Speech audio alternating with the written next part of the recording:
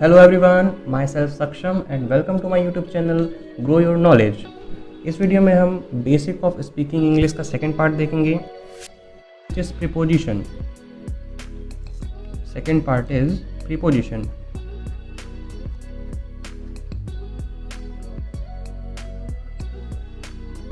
चलिए इसकी डेफिनेशन देखते हैं। A word or phrase that is used before a noun or pronoun to show place, time and direction etc. is called preposition। चलिए एक example लेते हैं, जैसे with राम। किसी सेंटेंस का एक पार्ट हमने लिया with राम, तो यहाँ पे आप देखेंगे with एक प्रकार की ये प्रीपोजिशन है, ये with प्रीपोजिशन है। एंड राम आप देखेंगे एक प्रकार की नाउन है। नाउन की जगह इधर पे प्रोनाउन भी हो सकती है, इधर पे प्रोनाउन भी हो सकती है। तो वही इधर पे बताया गया है कि अ वर्ड और फ्रेज, यानी कि एक ऐसा वर्ड मीन्स प्रीपोजिशन की बात हो रही है, एक ऐसा वर्ड या phrase that is used before a noun और pronoun to show place, time and direction etcetera is called preposition. Means एक ऐसा वर्ड या फ्रेज जिसका उपयोग किसी भी नाउन या प्रोनाउन के पहले टाइम, प्लेस एंड डायरेक्शन बताने के लिए किया जाता है, उसी को हम प्रीपोजिशन कहते हैं। ऐसे वर्ड और फ्रेज को हम प्रीपोजिशन कहते हैं। चलिए एक एक करके सारी प्रीपोजिशन के बारे में डिस्कस करते हैं। तो सबसे पहली प्रीपोजिशन आती है विथ, जो हमने यहाँ पे एग्जांपल लिखा। विथ की मीनिंग होती है, विथ की दो मीनिंग्स होती हैं। से मीन्स वस्तु से, और के साथ या साथ। जब कोई भी काम किसी वस्तु से किया जा रहा हो तो उस वस्तु के पहले हम विथ का उपयोग करते हैं। जैसे हमने कहा कि वह चाकू से सब्जी काट रहा है, तो चाकू से की मीनिंग क्या हो जाएगी? चाकू से की मीनिंग हो जाएगी विथ नाइफ। एंड यहाँ पे के साथ और साथ लिखा हुआ है, यानी जैसे एग्जांपल लेते हैं राम के साथ, तो इसकी मीनिंग हो जाएगी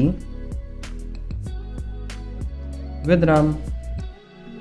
इस तरह with preposition complete. And second preposition आती है बाय। इसकी कई मीनिंग्स होती हैं, तो सबसे पहली मीनिंग हम डिस्कस करते हैं के द्वारा। यहाँ पे कोई पर्सन होगा, यानी जब भी कोई काम किसी व्यक्ति के द्वारा किया जाता हो तो उस व्यक्ति के पहले, यानी कोई भी व्यक्ति है, कोई पर्सन है जो काम कर रहा है, तो उस व्यक्ति के पहले, जो पर्सन है उसके पहले हम बाय का यूज़ करते हैं। जैसे हमने लिखा मेरे द्वारा, तो इसकी मीनिंग हो जाएगी बाय मी। या मैंने लिखा पिताजी के द्वारा,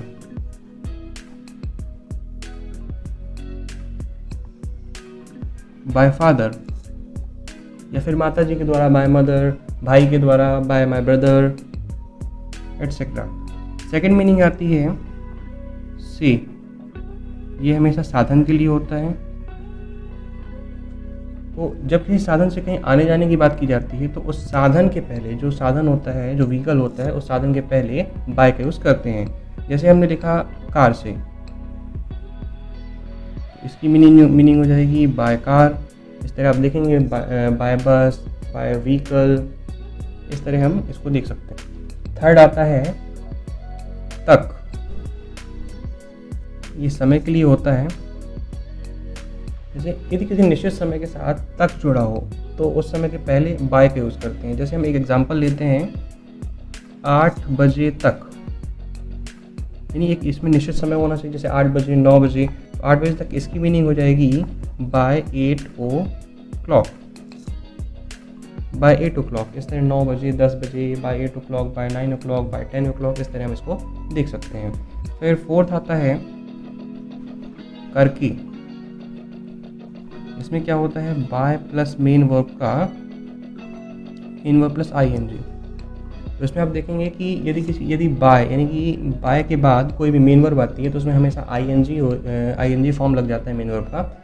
एंड आप उसके बाद इसका मीनिंग हो जाएगा करके। जैसे मैंने बोला नहा करके, तो नहाने की मीनिंग होती है टेक बाथ। तो ये हो जाएगा बाय टेकिंग पाथ। इस तरह आप देखेंगे खेल करके, तो खेल करके को हम लिखेंगे बाय प्ले, प्ले इधर पे आ गया तो इधर पे प्लेइंग हो जाएगा। एंड 5th नंबर की मीनिंग आती है बगल में या समीप, तो इसके लिए हम बाय का भी यूज़ करते हैं, नेक्स्ट टू इसका भी यूज़ करते हैं, एंड बिसाइड इसका भी यूज़ करते हैं। जैसे मेरे लिखा हुआ है मेरे पिताजी के बगल में, यानी पिताजी के बगल में।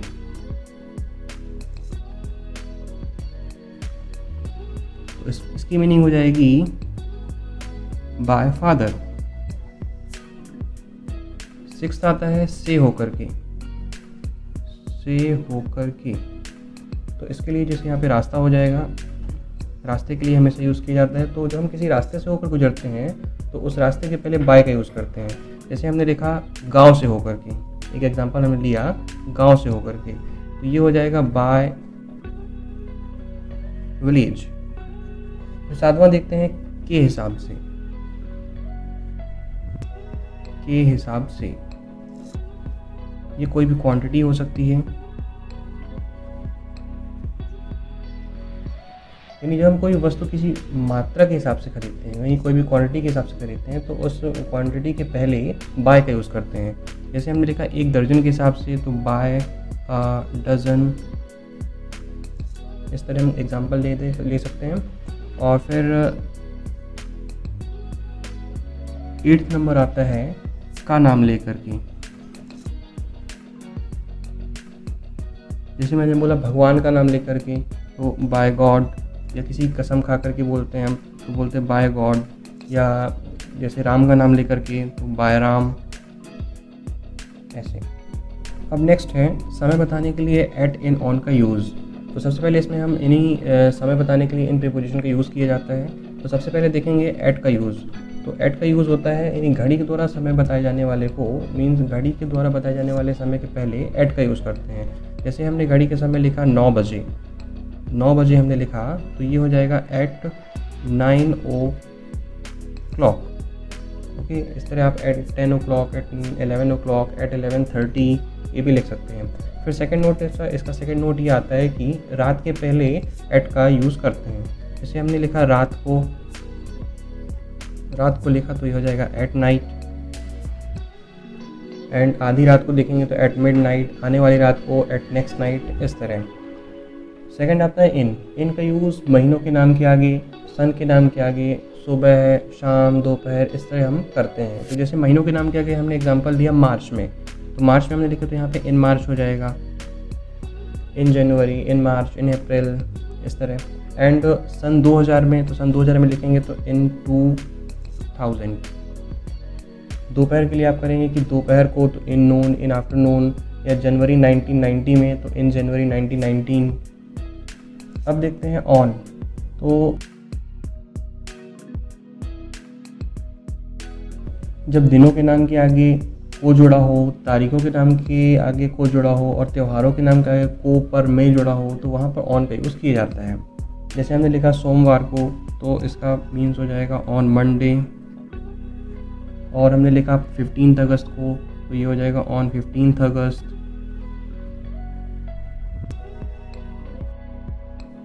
और त्योहारों के लिए हमने लिखा दिवाली में, तो ऑन दिवाली। ये चलिए एक एग्जांपल लेते हैं।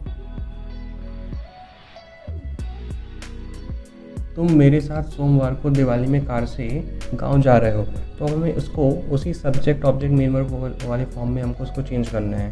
तो इसको चेंज करेंगे तो इसका आंसर ये होगा, तुम रहे हो जा गांव कार से दिवाली में सोमवार को मेरे साथ। इस तरह आप देखेंगे ये सब्जेक्ट हो गया, ये हेल्पिंग वर्ब, ये मेन वर्ब, एंड इसके बाद इसमें कोई भी ऑब्जेक्ट नहीं है, तो सारे अदर वर्ड ही हैं। और अदर वर्ड में हमारे प्रीपोजिशंस हैं, यानी आप इसमें देखेंगे कार से, दिवाली में, सोमवार को, मेरे साथ। इस तरह ये सारी की मीनिंग आपको पता है, ये सभी की मीनिंग आपको पता है, तो इस तरह आप इसकी मीनिंग आराम से निकाल सकते हैं।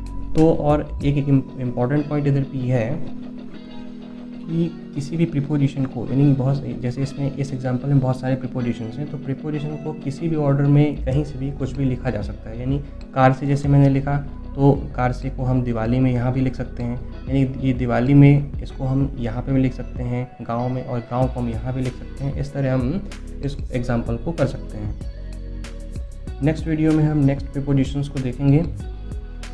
अगर आपको मेरा वीडियो पसंद आया हो तो लाइक कीजिए, शेयर कीजिए, सब्सक्राइब कीजिए। Thanks for watching friends.